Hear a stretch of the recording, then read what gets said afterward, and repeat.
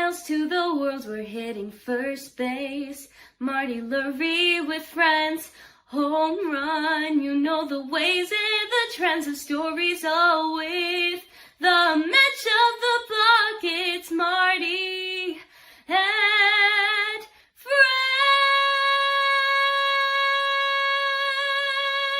Marty and friends. All right, great to be with you. And here to talk some baseball, and Marty Lurie and friends talking ball. It's great to be with you. I hope Thanksgiving was a good holiday for you. And we're ready to get ready for the winter meetings, which are coming up December the 7th. And of course, it's going to be pretty exciting. We've got a Hall of Fame vote coming up. So with us tonight, of course, Eric is with me, and Giants Sports Talk Live, great show. And I love being on this show with Eric. And then a real good friend. And he reminded me, this man knows baseball. He grew up a Mets fan, and he's been on the show with me every Sunday, 6 or 7 years already. My God, I can't believe how time has flown by. And that is Mark Simon, as his mother knows. Mark A. Simon says on Twitter. And we love having him on. And he's a baseball man through and through. So, Mark, we're glad to have you on the show tonight. And welcome. And we'll start with you. How are you? I'm good. This is good. I am looking forward to talking for 30 minutes or so about all things Giants, baseball, and I know you're going to come around to the Mets at some point. I am relaxed. I am watching hockey and not very happy with the hockey team that I root for, but that's okay. I am here to talk some ball.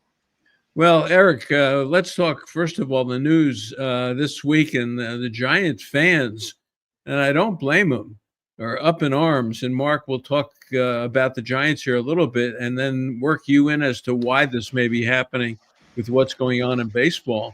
But Giant fans are upset, and it was Andy Baggerly had the story, and people have been talking about it all week, that Greg Johnson has said once again, we're not going out to spend any money, real big money, let's put it that way, the 9-figure contracts.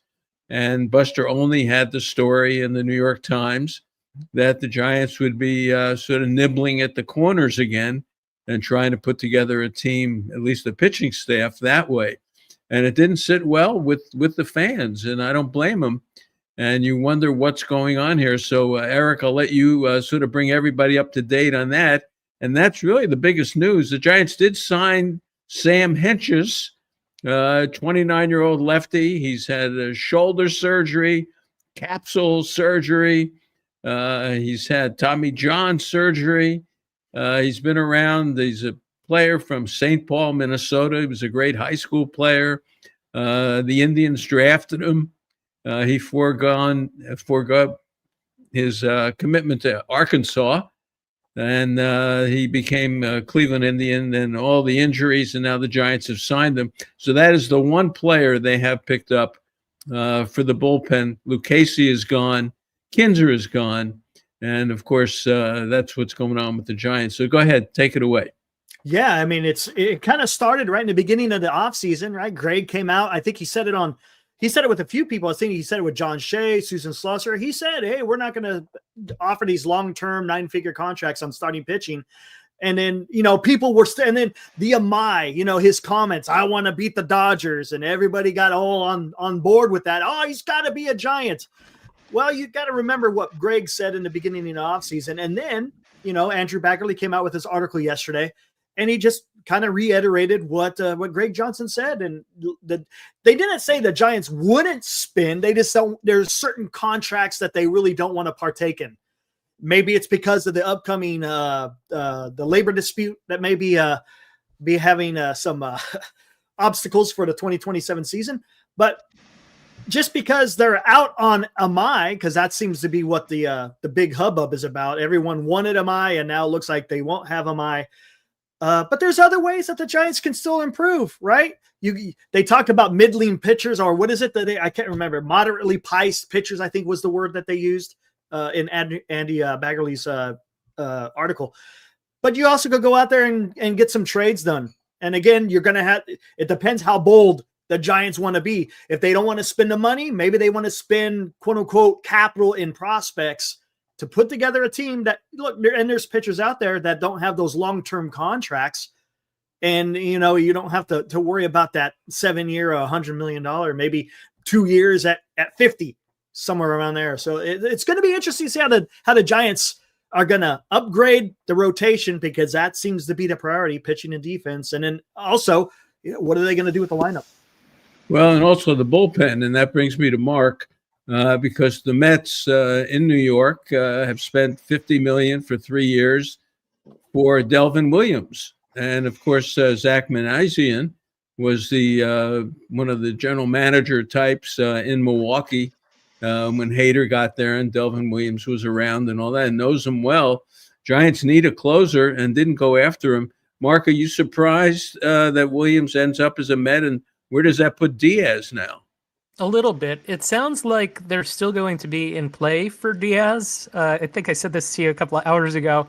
I think by hook or by crook, they're going to have two closers in the bullpen, two closer caliber guys, whether it's Williams and Diaz or whether it's Williams and the other big free agent is Robert Suarez. They're going to make sure that they are locked down at the end of the game with a couple of different options. Edwin Diaz wants a lot of money.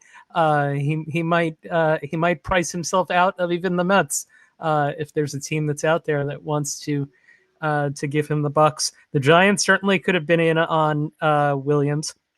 Giants certainly, why not on a Robert Suarez or someone of that ilk.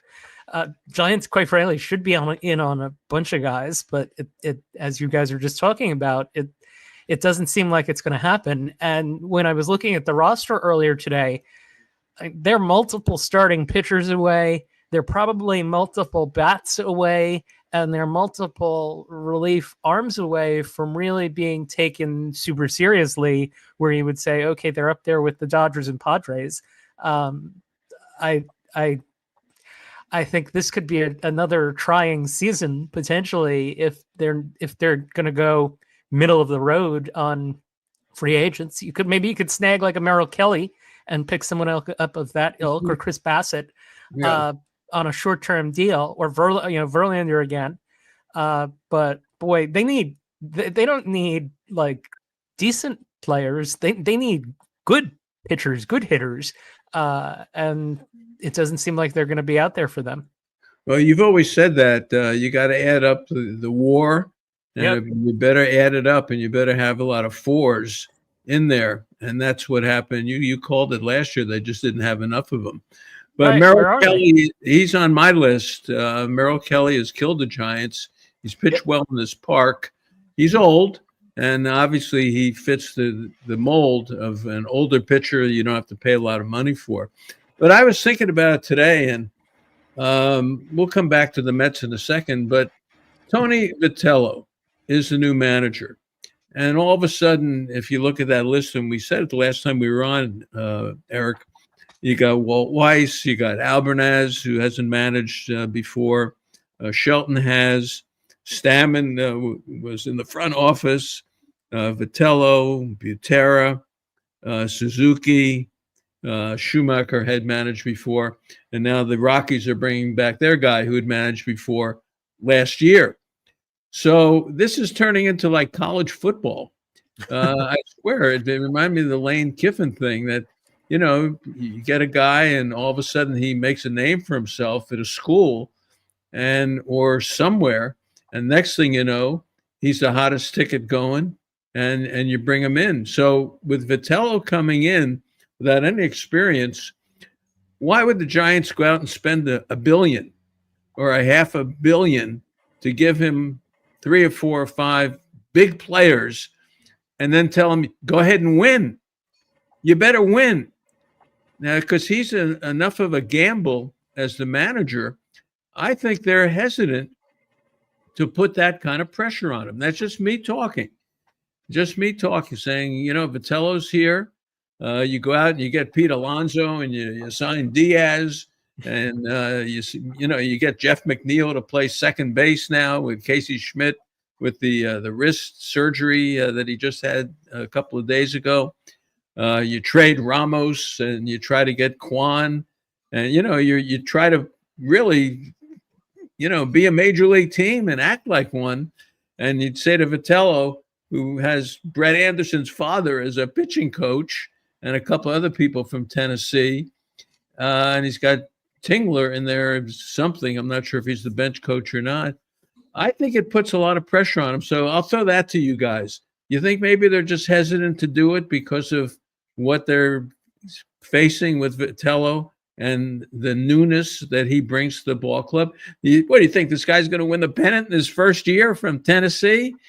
So maybe they're hesitant. Maybe they're saying, hey, let's not put that kind of pressure on him. So I'll throw that out. That's interesting that you say that. Would you say that is Buster Posey pivoting after 1 year? Because last year, he was the one that pushed through the Chapman extension. He went and got his guy in Adames. He went and traded for Devers, which those are good moves. But that's you're kind of it seems like you want to win now. So still have Bob Melvin too at that point. Yes, correct. And now, is there a pivot? Is he not? Right now with the Tony Vitello, I mean, I don't know if is Buster Posey still wanting to go out there and get it done, and maybe he does it a different way, as far as maybe he's gonna do some trades and some free agency to put a team together, or is he just, as you said, Marty, maybe he's just gonna want to just kind of maybe take it easy just to see what Vitello can do with the club. Yeah, give him a soft landing. Mark, what do you think about that? I don't know. The guy's won a national championship. He's a six. I just Googled this. He's a 6-time national coach of the year. Like, isn't he coming in with like really high expectations for himself? That makes sense. Yeah, I can't argue with that. Yeah, the guy's a competitor, and Buster Posey, for all intents and purposes, is a competitor. So I would think they want to field a competitive team. Now, how is that going to consist of? As you detailed there, Mark, I mean, there's a lot of holes. I mean, you still could plug a few of them, and you maybe do something. But let's start with the initial discussion of pitching. Mm-hmm. They have Logan Webb, and they got Robbie Ray, and Robbie Ray, he didn't have a Cy Young year. Let me put it. It was good. Mm-hmm. It was good, but he sort of fell apart a little bit at the end. You got Roop, who's injured, coming back, and he was, really not the same pitcher when he came back. And that's it. Yeah, that's it. Literally pitching right now. So you've got to add people. Verlander's, why would he want to come back here? He should be able to go with a team where you get some wins. So I think a Merrill Kelly, maybe a Zach Gallen. If you try to find these pitchers who have to prove themselves, they have the 1 year deal with the opt out, and if they prove themselves, then they can go back on the market. If they don't prove themselves, then they have the buyout, which is significant, and they can get some money that way. Maybe that's what he'll do.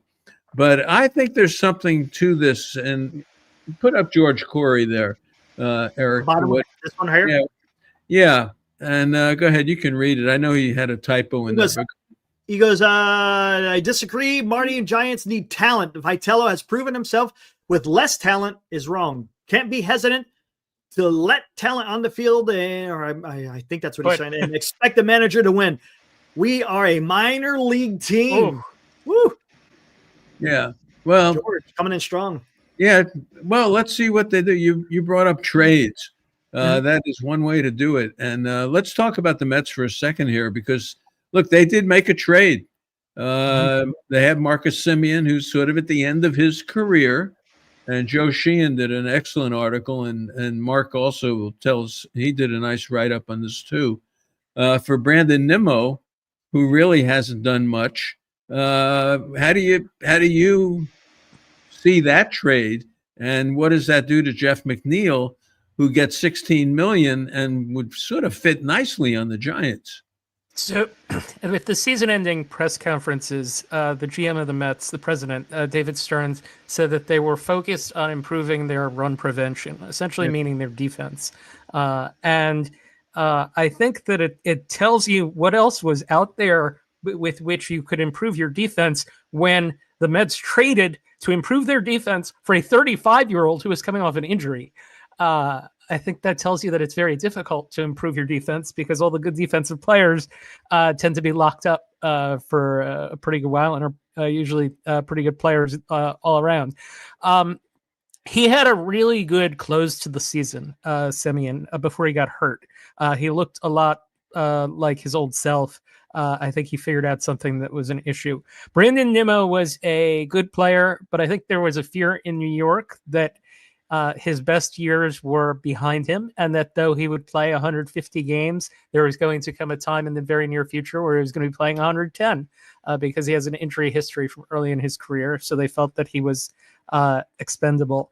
It's a much different personality. Semien's a guy from Berkeley. Nimmo is from Wyoming. It was an interesting trade. I wasn't crazy about it from a Met perspective when I saw it. To get to your point on Jeff McNeil, it does make him expendable if they decide not to make him Nimmo's replacement in left field. Jeff McNeil this past year hit like 240, but it was very misleading 240. For one, he was really good until like the last 10 games of the season, and then he went like 4 for 50. So it was more like a 250-ish, 260-ish kind of thing till the very end. Second of all, he had so many line drive outs, hard hit outs, balls that guys made really good plays on. We have stats at our company that track this sort of thing, and we found that Jeff McNeil most underperformed what he should have been. Like he should have been another 100 points of OPS, another 20, 30, 40 points of batting average. He would be a very good fit, I think, on the Giants. He'd be a good fit on a number of teams. He has 2 years left on his deal. You basically tried to trade or sign everybody else that was on the Mets to the Giants a couple of minutes ago, Marty, between Diaz and Alonso and such. Jeff McNeil would definitely be a good fit if there was a match to be made there. Well, I'm up for getting a player who you can put in the lineup who can hit, and Jeff McNeil is a contact guy, and that's what they're praying to get, a contact hitter. How about Toronto? Let's look at them for just a second. We see this every year. A team wins the World Series, and we saw with the Giants in 2010 with Aubrey Huff. He had to be immediately. 2011 and the disaster after that. Pat Burrell's another one. The Blue Jays went out and spent $30 million a year for 7 years for Dylan Cease. And we watched a lot of Dylan Cease, and I liked him with the White Sox. I must tell you, I was hoping the Giants would get him when the White Sox traded him. I really was. Then all of a sudden I started watching Cease as a Padre. My God, very unreliable. But the Blue Jays are winning. They've got a good thing going. They just signed $30 million, 3 years, $10 million each for Cody. Is it Ponce? I think it's Ponce. I'm not 100% sure. Perhaps if it's, there is a Ponce, Puerto Rico, but Ponce, a right-hander who went to Korea and has reestablished himself. And these pitchers come back and they're effective. So Toronto's done it. So the Giants have got to nibble around here and find these kind of players. But when you look at Toronto doing it, Pete Alonso is going to be out there. Somebody's going to grab Pete Alonso, and the Mets are going to go crazy. Met fans are going to go crazy. This is a guy who's got the most home runs in Mets history, and they don't want a platoon, as Joe Sheehan said, of Mark Vientos and someone else. Yeah, first base. So what about Alonso? Well, what's going to happen with him? And let's talk about the Blue Jays and the World Series syndrome where you go out and just spend money. Yeah, I mean, that was absolutely crazy. I mean, yeah, as you said, Cease and now Ponce. It's going to be interesting to see what they do with Bichette. Is Bichette going to stay a Blue Jay? They were talking all throughout the broadcast, him and Vlad Jr. are best buds. They came up, 2 months apart. They've been in the same organization, and, there's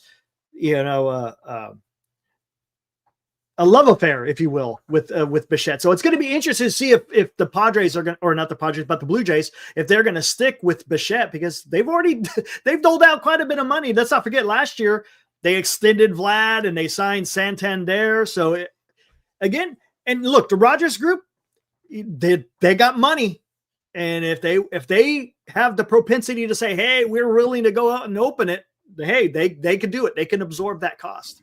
What do you think, Mark? They're the hottest team in Canada. They're the only team in Canada, but they got the whole country behind them. So they're the anti-Giants pitching wise. If you look at the starters that they've got on their staff, I'm looking. This is right off of MLB Trade Rumors. Cease, Yasavage, who was great in the postseason. We saw in the World Series. Gossman, Bieber, Barrios, and Lauer. So they've got a whole bunch of starting pitchers. They've got like 7 of them. And that's what you need in 2025. Look at the Dodgers. Dodgers needed like 12 to get through a season. I think they're taking that kind of approach to it. They're saying they opened up the checkbook a little bit and they said, we're going to try and, build a roster that is, I think, Dodger-ish in certain respects. And one is to make sure that you've got enough guys that can fill up the, 162 times like 5.5 these days. So that's 8, 10, that's like 900 innings out of starting pitchers that you're going to need over the course of a season. They've got 7 guys now to try and do that, along with whatever roster filler that they have. And that's a pretty decent 7 guys from what I can tell. So what happens with Alonso now? Now, look, he's not coming to the Giants. Nope. Look, Eldridge could be traded. This December 7th winter meetings, this could be a little bit like the old winter meetings with trades, not necessarily spending hundreds of millions for the Giants, but actually with some trades, because I want to get to this 2027. The labor agreement is up in 26, and they're talking about a cap. And a cap means you can only spend so much money. So if the Giants go out and spend, $400 million right now, and all of a sudden the cap goes into effect next year after the 26th season, they could be stuck. They might be stuck. They can't do anything because of these contracts. And I think that a lot of teams are afraid of it. So I think we could see more trades where you move players around, not necessarily for the Giants going out and spending big money, but I could see Ramos going. And we talked about this for a half a season. Glenn was on, Glenn Kuiper, and he'll be on at 6:00 tonight following us. He said it 50 times that Ramos is not their kind of player, that he made so many mistakes that they were very frustrated with him. You could trade him, put a couple of young pitchers in with him, and maybe get somebody that can work. Eldridge is another one. So my point is this. Let's talk about what could happen labor-wise and how it may impact baseball and spending on these free agents, because it may hold some teams back. And Mark, I'll start with you on it. All right. There were like 12 questions in there. I'm going to try and figure out a way through this. One, I am not an expert on the labor situation. It does sound rather dire on December 2nd or whatever day is today. I don't think there's going to be a cap. I don't think we're going to lose a season, though. And I think that Pete Alonso is going to get a respectable contract, probably from the New York Mets. I think that there are some teams that probably do think that there is going to be a cap, though. And you're right. I think you're right about that you may see some moves made to protect against that. Yeah, but I don't like. It's a shame that the Giants wouldn't be in the market for Alonso. I don't know that he would necessarily go there, but I think he would be someone certainly that would be a ideal fit for them, just because of the overwhelming power that he has, and you need it in that ballpark. I think that's what I have to say at this point. Yeah, well, he's, Alonso is declining, a little bit. Let's face it. He's still, a great power hitter. He's a toast to New York, the polar bear and all this kind of stuff. When they got Devers, and they hooked into Devers for 10 years or whatever it is, 300 million. That was That their commitment. ended the first base problem. Yep. That ended it. So Eldridge becomes sort of expendable because he's Right. sort of like Devers, and we've talked about this on the show. He is their best player in the minor leagues. Mhm. He is. Now, there may be some young outfielders coming up, I hope.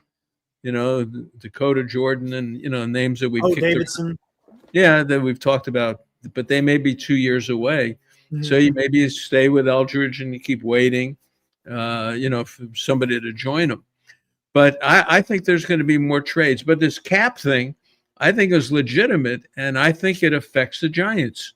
I really do. I don't think they put out a lot of money on Adames and Devers, and I don't think they want to and get hooked in on 9-figure contracts with the possibility that there will be a salary cap.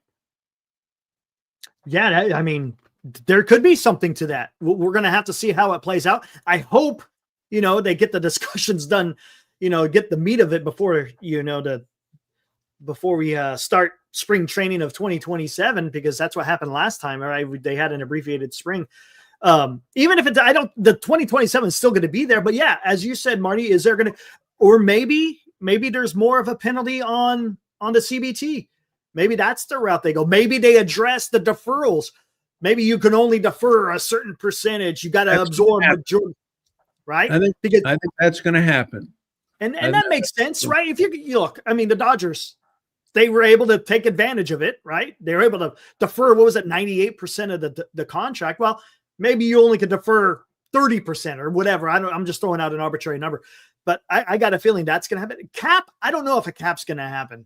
I don't know if the players union will go with that, but I think there's going to be a form of a cap, right? With CBT, deferrals, whatever. Joe Sheehan, who I respect, said at the last labor negotiation, the young players kind of took over and didn't listen to the people who really were the more veterans in the union, and they got a deal that wasn't so hot. And that's the electorate. And they see it in the other sports, in hockey, basketball, football, and that's what they know. So they don't take it personally to think that there may be a cap here. So that's one thing that I think could happen. One, I think they don't want to put big pressure on Vitello to bring in, all the big names and say, here they are. Go ahead, Walter Alston. Here are your Brooklyn Dodgers. Here are your Brooklyn Dodgers from 1954. With Jackie Robinson and everyone else, and go win, Walter. And, that kind of thing. And I think there may be something to that. So, Mark, we'll let you go, and I appreciate having you on here. I was going to say, if you want to do Hall of Fame as a couple minute thing, I'll do that to close if you want. All right. Let's we'll take a short break here. Let me talk a little bit about Bodega Bay and the Tides Wharf restaurant up there and the Inn at the Tides. So I'm so happy to have Gene Bagato helping us with this show. And then we'll take a short break, and then we'll talk a little bit of Hall of Fame on this Sunday. I'll tell you who's not going to get in the Hall of Fame, and I'm sure that's going to get everybody pissed off too. I spoke with Gene Bagato recently up in Bodega Bay, and he said that there have been some beautiful days recently. It's a great time to visit the Sonoma Coast. It's gorgeous up there. At the Tides Wharf, the best seafood available is waiting for visitors to enjoy either in the restaurant or to take home for later. And if you're looking to get away for a night or two, the Inn at the Tides, with its spacious rooms, all with bay views, offers the perfect spot to escape from the stress of life and relax, which we all need. So if you need a change and don't want to travel too far, remember the Tides Wharf and the Inn at the Tides in scenic Bodega Bay. And I'll tell you, it's gorgeous up there. The kids went up there a couple of years ago, and Gene does a great job. And I'm so happy that he could be part of this show and do a good deed with us. I appreciate having him on with us. All right. This Sunday, and what do we call it? The Contemporary Era Committee will meet. And I'll tell you who's on the committee, first of all. Mark, and then we're going to get Mark's thoughts about it. You have to get 12 votes. There are 16 people, and of the 16 people, each one gets 3 votes. You need 12 of the 16 to get elected to the Hall of Fame. Okay. Fergie Jenkins. Now, just think about who these people are and when they played and what their view is towards steroids or things like that. Just think about that. Fergie Jenkins, Juan Marichal, Tony Perez. I think Jim Cott is on there too, right, Jim Mark? Cott. Yeah. Ozzie Smith, Alan Trammell, Robin Yount, Mark Attanasio from the Brewers, Doug Melvin from the Brewers, Artie Moreno, nice liberal guy, Kim Ng, Tony Regans, used to be with the Angels, Terry Ryan from the Midwest of Minnesota, Steve Hurt, the great statistical guy, and then Tyler Kepner, who's with the New York Times, and Tyler's pretty straightforward guy, and Jason Stark, who you never quite know what's going to happen with Jason Stark. Say that. But that's the committee, and it's handpicked by the Hall of Fame. And my feeling is when you look at the people that are on there, I don't think the people on there are going to say, hey, we did it our way, which was the right way. And even though, you got steroids and Sheffield and Bonds and Clemens, we're going to overlook it and put you in the Hall of Fame.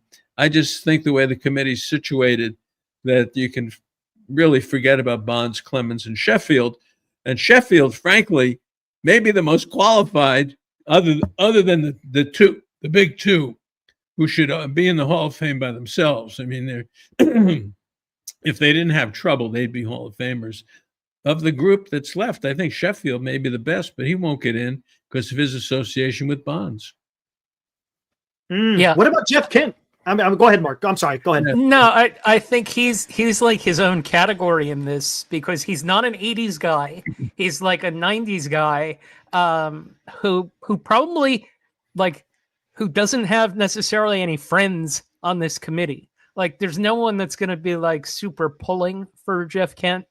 I remember when he retired thinking that he was going to get in, and he's never even really come close.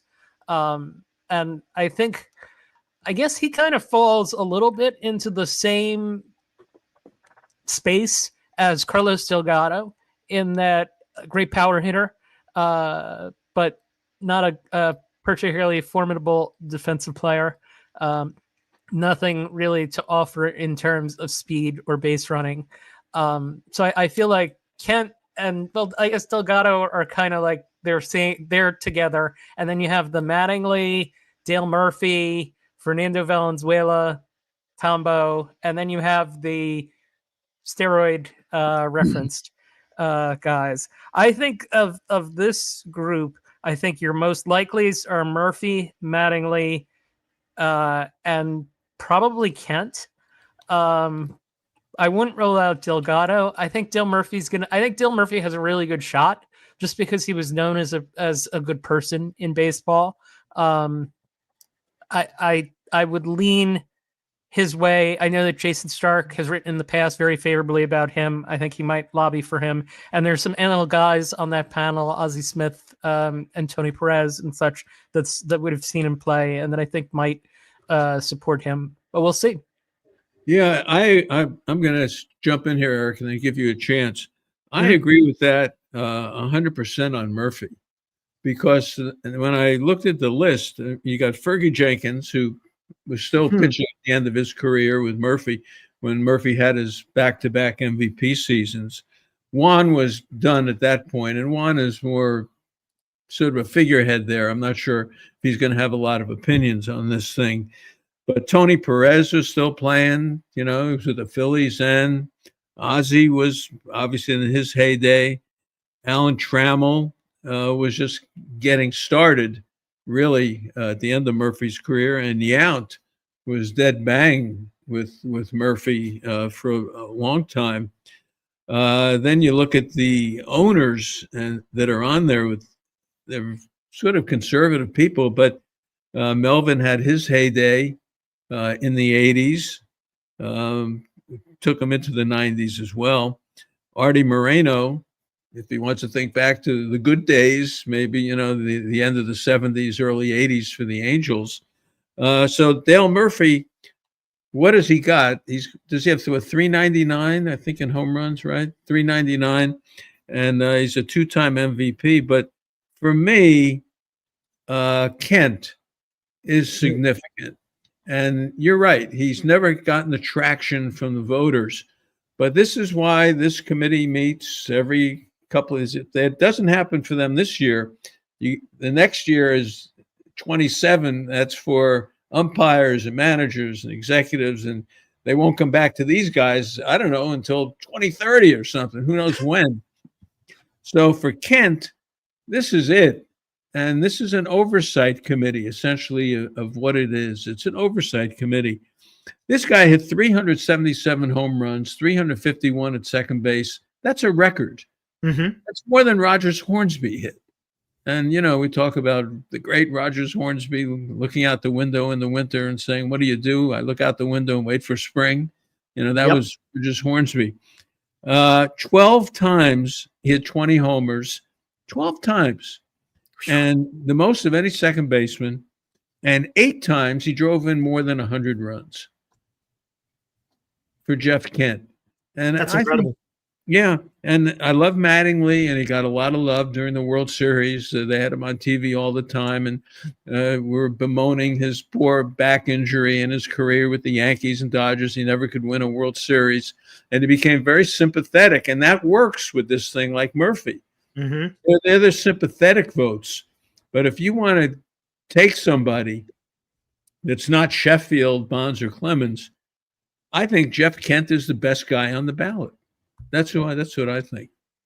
And then here's another thing too, Marty, in that they have to get 5 votes if they want to even get back on the committee. If they don't get the 5 votes at the minimum, they're done.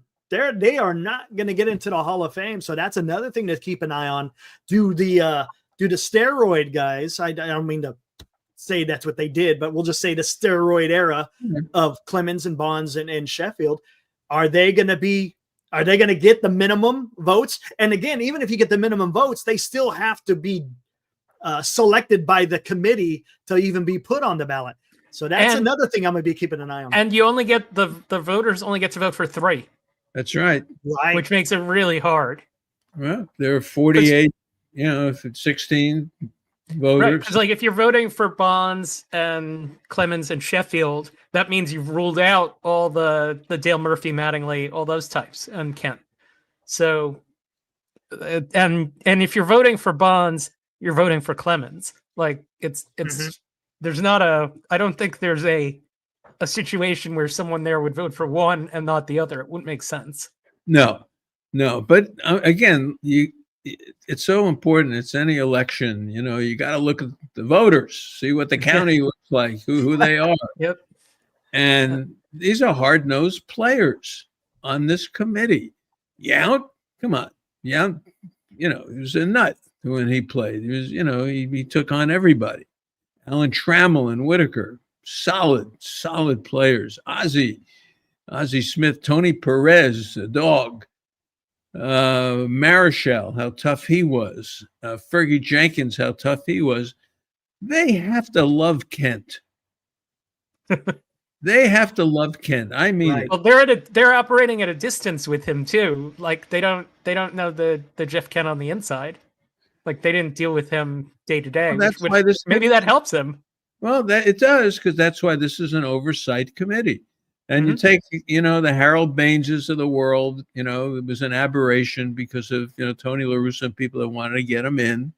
And the Bill Mazeroski, who hit the home run, great second baseman, but got him in, and that disrupted the whole Veterans Committee.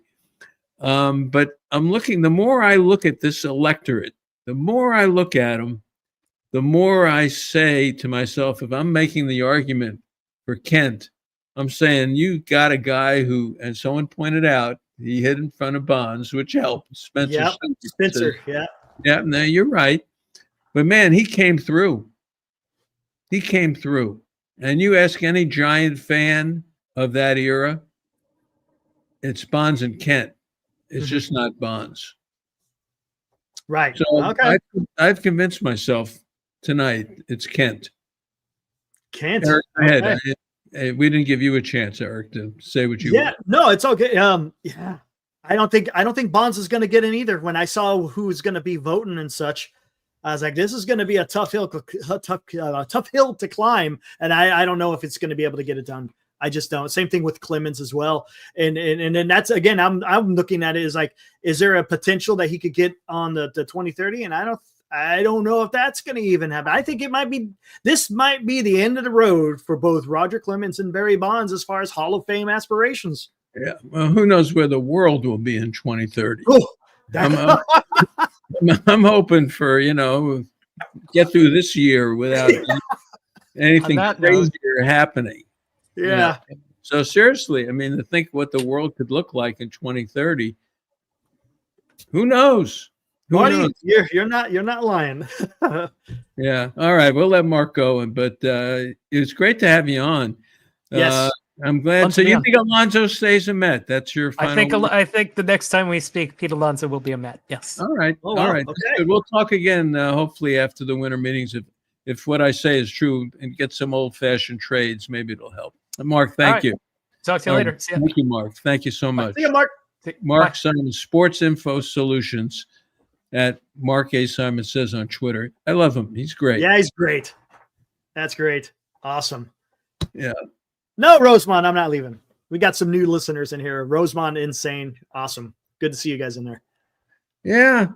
I don't know. Eric, I just tell you, I look at, there's a big election tonight in Tennessee. I don't know what happened, but I know it's been in the national news. And you got to look and see who the voters are. Yes, correct. And this group of players, and you got to listen to the players, right? I mean, if you're in a meeting room and you're having discussions, you think Tyler Kepner is going to tell Ozzie Smith, Ozzie, I think you're wrong. I think Mattingly really, I mean, come on. Right. You got people who are probably going to go along with the players. And I would think Stark, Kepner, and Steve Hurt are going to listen to what Tony Perez has to say and Ozzie Smith has to say and Alan Trammell. And as I say, Robin Yount, I love him. Yeah. But man, this kid came up as a 19-year-old and he just started playing. And he was the Hall of Fame as a shortstop and a center fielder. Yeah. That's how good he was. It's hard for me on the owner's side. I just think on the owner's side, they're conservative people. Mm-hmm. And they're not on this committee to start trouble at the Hall of Fame. Right. They're not. I mean, No.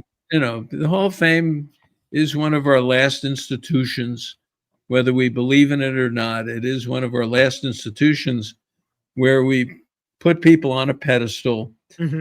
They may be people that have done some untoward things in their lives, but we still, when it comes to baseball, we could try to separate it. But if it becomes too wild, we don't want them in the Hall of Fame. We don't want people who cheated in the Hall of Fame. And the Hall of Fame sticks with that.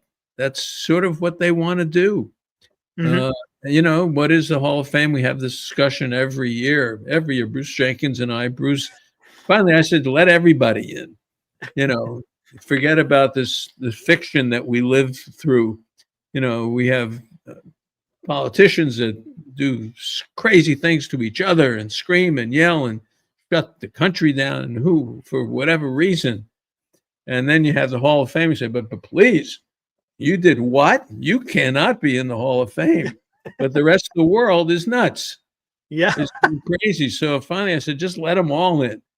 But then I said, look, why can't we cling to that one institution that we have left and try to make it something where you should be worthy as a person, as well as being a great baseball player? There's no question. Clemens and Bonds are two of the greatest players who ever played the game. There's no debate about it.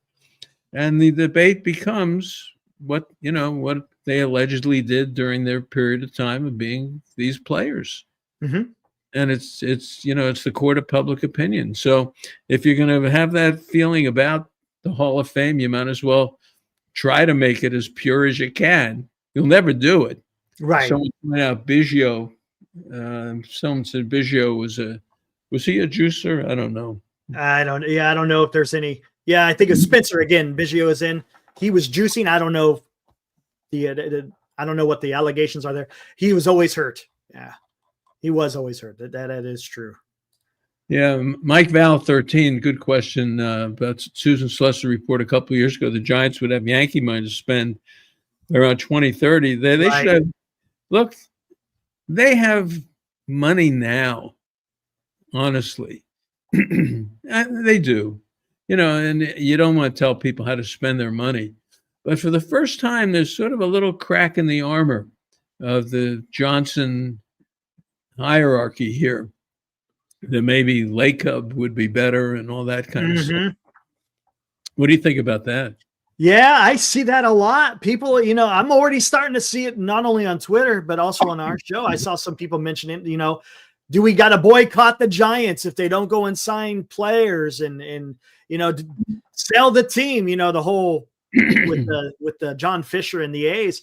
You're starting to see that creep around, and that's the thing. The fans want the team to succeed. And I understand because we've got a history here of a lot of 500 baseball, and we want to get above 500. Let's get above 500. And they see all these other teams spending money. You got these reports coming out. Giants are the 4th richest team in baseball, and you got Mission Rock across the way. Yeah. So there's that argument. I can understand that. I could totally understand that. We're just going to have to see what exactly happens in this offseason because nothing has happened for the Giants yet. It's really kind of premature at this particular time to really go out there and say, you got to sell the team. I mean, that's a little bit hyperbole, but we never heard that before. No, this is the first time we've ever heard that. Yeah. Which, look, you're not going to sell the team. They've made from the beginning of 93 to now, billions. So I think there's more to the story. I think the cap is part of it. Mm-hmm. I think Vitello is part of it. I think the fact that Posey is still getting his feet on the ground as to how he wants to approach this stuff. And I just think this excuse of, well, you don't want the long contracts goes back to some business reason. Mm-hmm. It's not that they don't have it. There's a business reason, which, look, maybe it's a smokescreen. Maybe. Like this could next week, all of a sudden, Amai is here. Right. Maybe the injury to Casey Schmidt, you have a wrist injury. It's something with the carpal, I think, or something like that. Something in there. A wrist is never simple in baseball. When you have hand injury and all that stuff. Right. So, maybe the plan of Casey Schmidt and Koss, or, at second base, maybe that may be one that has to be altered. Maybe. Because, maybe instead of getting that outfielder, maybe you decide to pivot and maybe you go out there and get a middle infielder somewhere. Well, we went and got Weimer, they got Dean, mm-hmm. and they got Gilbert. And that's for Vitello. Gotcha. Here's your speed. Weimer may hit 210. Who knows what he's going to hit. He's, maybe that kind of player. Dean, same thing. Gilbert, Vitello's pet, so to speak. He can run and, be exciting and all that kind of stuff. But I think that's part of what this outfield's going to look like. Yeah. Yeah, they're on the fly. And here's another thing too, Marty. Giants got out of the 40-man roster, they got 10 outfielders. I got a feeling there's going to be some movement there. You can't hold all 10 on their 40-man. That's why I'm thinking maybe there's a trade. Luis Matos, Luciano Encarnacion, they all got to be on the roster. Yeah. Or they've got to. Someone's got to go, mm-hmm. and I think Zach can get it done. Yeah, I think Zach has the chops to get it done. He comes from Milwaukee. They did a lot of dealing. He comes from Doug Melvin, that I talked about. He trained under him, so there's no question. I think Zach can get it done. So there's a question: do we think Roseman? Yeah. Go ahead. Yeah. Read it. Do you think San Francisco Giants want the team to be sold because they have not landed a big star such as Ohtani or Judge? No, I don't think so. I think you just would like to go out and be competitive in the market, Mhm. and Right. not hope that, an injured player makes it back, or Verlander, gives him 150 innings, or, that kind of thing. That they go out and get somebody like Devers. Yeah. Like another, and Adames turned out to be pretty good. He did. So, something Slow else. start, but finish strong. Chapman, maybe not so much. Mhm. He's probably starting a little bit of that decline.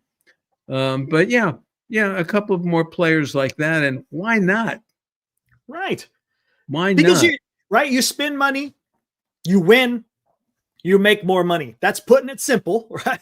That's putting it in very simple terms, but why not? And with going to Chapman, you mentioned him.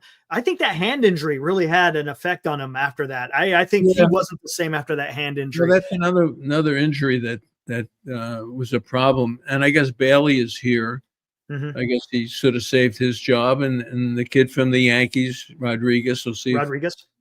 I'm looking forward to seeing him in spring training to see what he can do. And look, the Padres have fallen apart.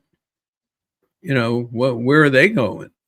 First of all, Yeah. that manager who came, who was basically sitting up, eating ice cream, during the game, and now next thing you know, he's the manager of the team, and Craig Stammen, right? Craig Stammen. Yep. I mean, really. So you don't know what's happening with them. The Dodgers, are going to be loaded, but you can become a playoff team. It's not impossible to do it. They're only 4, 5, 6 wins away from being a playoff team, and that's Right. not a lot. So No, it's not. I can see where people are frustrated. Yeah. I can see where people are frustrated. But my prediction is, and we won't be on again until the winter meetings, I imagine, or during the winter meetings. But my prediction is that there will be some trades that the Giants are going to make, and they will. And then this Merrill Kelly has some legs for me. Merrill Kelly. Okay. Merrill Kelly, Chris Bassett. You like him better than Gallen? You like him better than Gallen? No. Okay. No. I like Gallen's a solid, good arm. He's young enough. He's tough. Yeah, Merrill Kelly, you're praying, that things go well. Right. Insane has a question. Says Eric and Marty, what is your guys' reaction to the Giants saying 330 for Cody Ponce was too rich for them? Did they say that? Did they actually say that? I don't know if that was actually said. I think it was. I saw a tweet out there, and it was referencing what Andrew Baggerly said on Blue Sky. And I don't think they actually said that it was too rich for them. I think it's just the Giants were in on him, and it just didn't come through. I think that's kind of what the exact verbiage was. If they liked him, seriously, if they liked him, now, of course, he's coming from the KBL. You don't know what's going to happen. Can you put 50 million out there? If that's what it took for them to do it. Look, the kid's excited. He's going to Toronto. Mm-hmm. He's going to a team that's the hottest team in baseball right now. That's a fact. Exciting team. So, but if the Giants really wanted him, and money does talk. If they want, 3 years at 16 million a year, if he's that good, why not? Yep. Oh, here we go. Fendilic. I'm not going to even try. Never trust anything said on social media. That includes what I'm saying. Yeah, I hear you. Everybody has a voice on social media, and you got to be careful on what you say. Well, the thing to take from this show tonight is what is the approach and what is the effect of the potential salary cap issue in 2027? Does that have an effect on them not getting involved with big contracts now?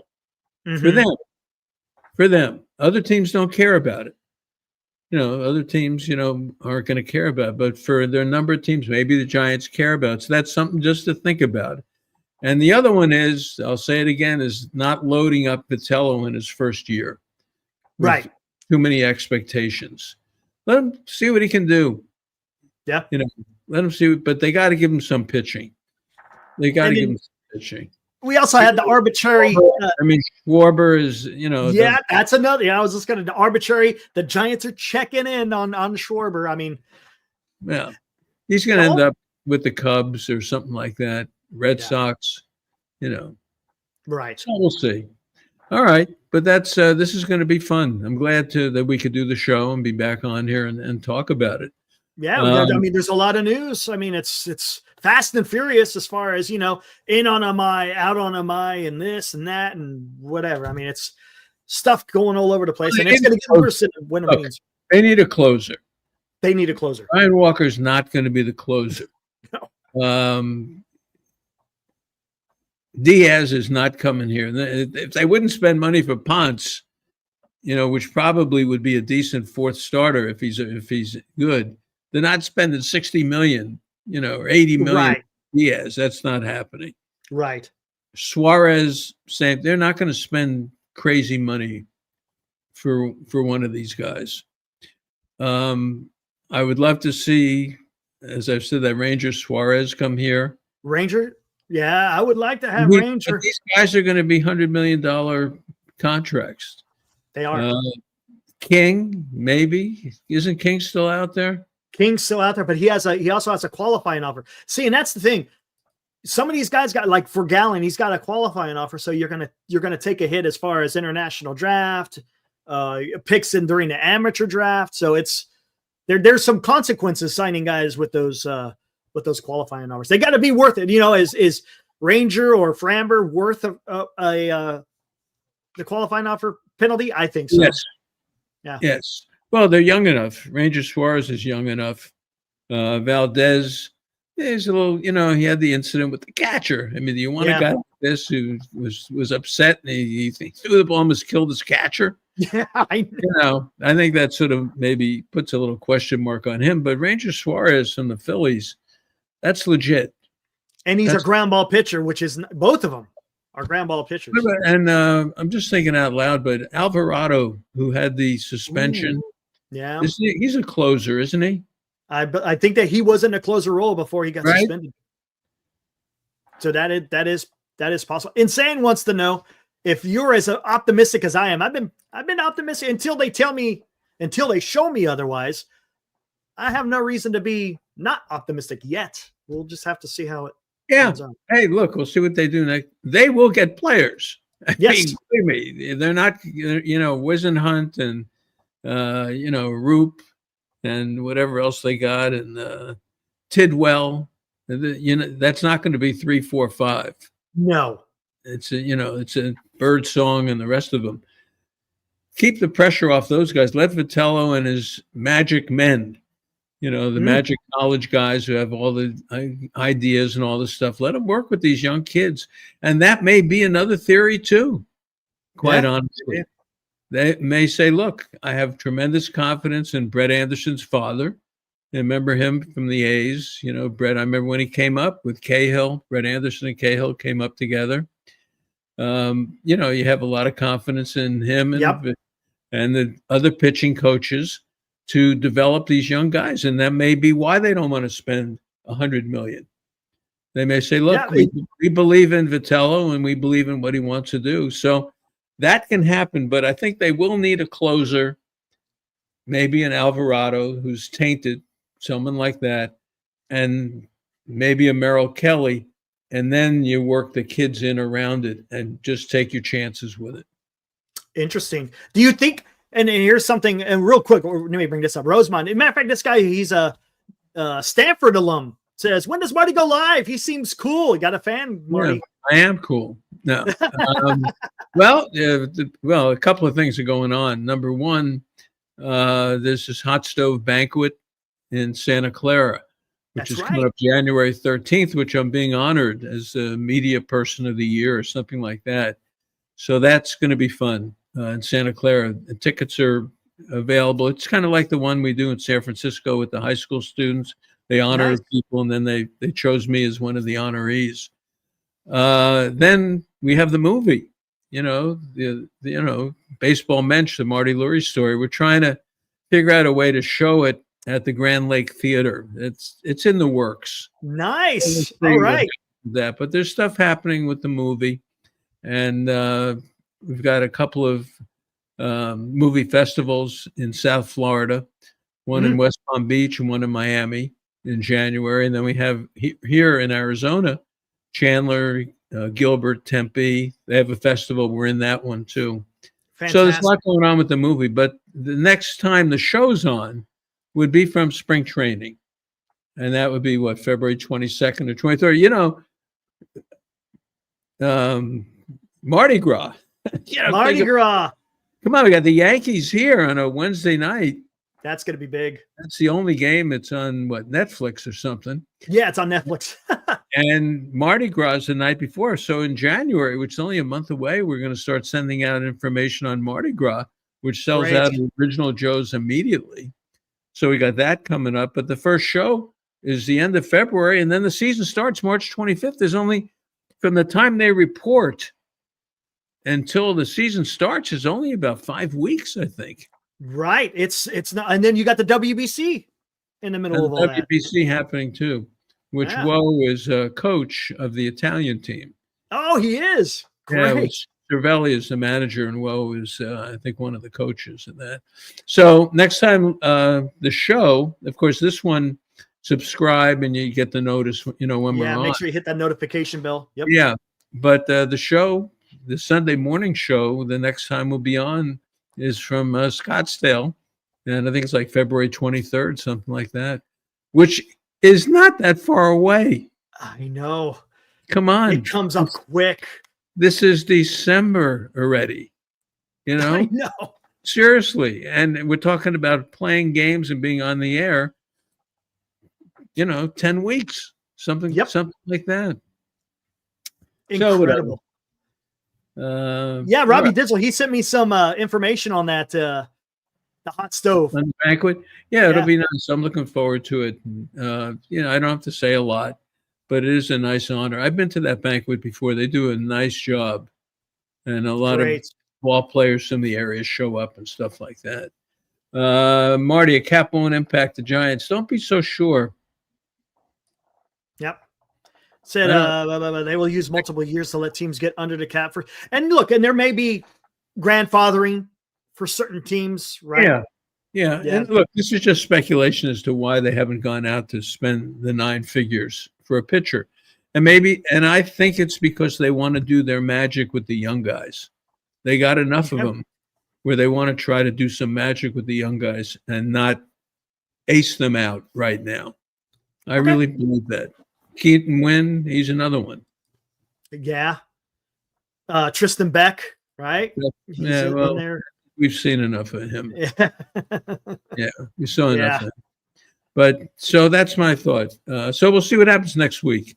But for the Hall of Fame, I'm putting my money on Jeff Kent. Probably Dale Murphy will get in. Maybe Mattingly, maybe not, but probably Dale Murphy. But if I put my money on it, I'd like to see Kent of everybody. Yeah, I would love to see Kent. And Steven Smith says, Marty and Eric, both cool guys. Yeah. Thanks, Steve. I'm glad to do that. Eric, I'm always happy to do it, and glad we could have Mark Simon. Yeah, it was great. Well, all right. I think Glenn is coming on, so let's get out of here. Yeah, let's get out of here. Guys, go check out Glenn Kuiper. He's going to have Andrew Baggerly on, right? Yeah. Oh, very good. All right. So we'll see what they have to say. All right. It's all good. It's baseball. It's all right. Have a good week, everybody. Take care, everyone. Thank you kindly. Enjoy the next week. We've got a whole bunch of baseball to speak on here at Marty and Friends.